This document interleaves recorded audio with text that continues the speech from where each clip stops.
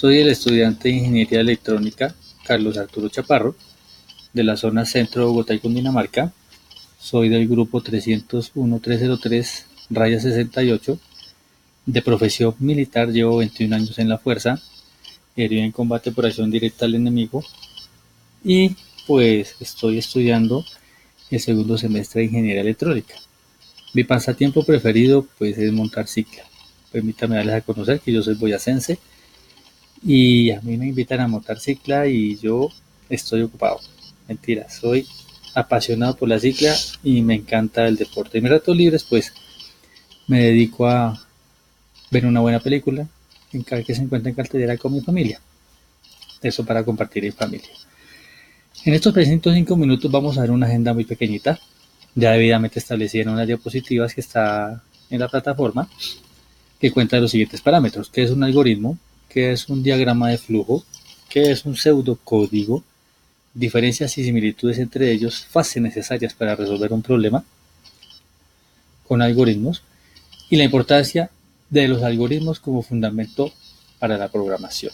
De tal manera que damos inicio a estos cortos 5 minutos, pero muy importantes. ¿Qué es un algoritmo? Lo defino como un proceso debidamente claro y ordenado, por el cual pues, puede tener variedad de opciones o vacíos donde el procedimiento genere dudas para llegar a un resultado. Debe tener unos datos de ingreso y unos datos de salida.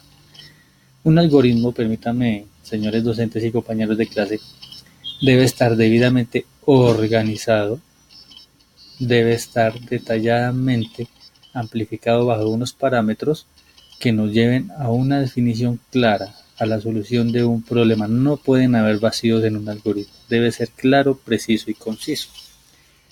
Un diagrama de flujo. Si nosotros recordamos en nuestro bachillerato un diagrama de flujo, cuando nos ponían nuestros docentes a hacer esos organigramas, esos diagramas de flujo con círculos, con rectángulos, con diamantes, para llegar a un fin. Si se sigue con el proceso o no se sigue con el proceso. Un diagrama de flujo lleva simbología. De tal manera que seguimos con qué es un pseudocódigo. Un pseudocódigo es una máquina, es un falso mensaje. No puede ser interpretado por una máquina. Un pseudocódigo es interpretado por el factor humano, por el ser humano. Un pseudocódigo lo podemos modificar, lo podemos ampliar, le podemos aumentar datos, le podemos quitar datos, usar datos auxiliares, principales, de entrada y de salida, pero la computadora nunca los va a reconocer. ¿Diferencias o similitudes entre ellos? Hay varias. Diferencias entre algoritmos, pseudocódigo y diagrama de flujos. Recordemos que un algoritmo requiere unos datos de entrada, unos datos de salida, una programación específica, detallada y analizada, y puede ser leído por una computadora. El pseudocódigo no. El pseudocódigo es un falso mensaje, el cual puede ser interpretado por el ser humano, pero no por una máquina. Y el diagrama de flujo también requiere unos datos de entrada, unos datos de salida, pero ese diagrama de flujo lleva una simbología, que no la tiene el pseudocódigo y que no la tiene el algoritmo. Pero los tres tienen un común denominador. Estos tres ítems, algoritmo, pseudocódigo y diagrama de flujo, tienen un común denominador. Los tres requieren de unos datos de ingreso y unos datos de salida. También requieren de unos datos auxiliares. Esta es la similitud entre ellos. Yo implementé 4 pasos básicos necesarios para resolver un problema. El primero es la identificación de un problema. El segundo son unos datos de salida.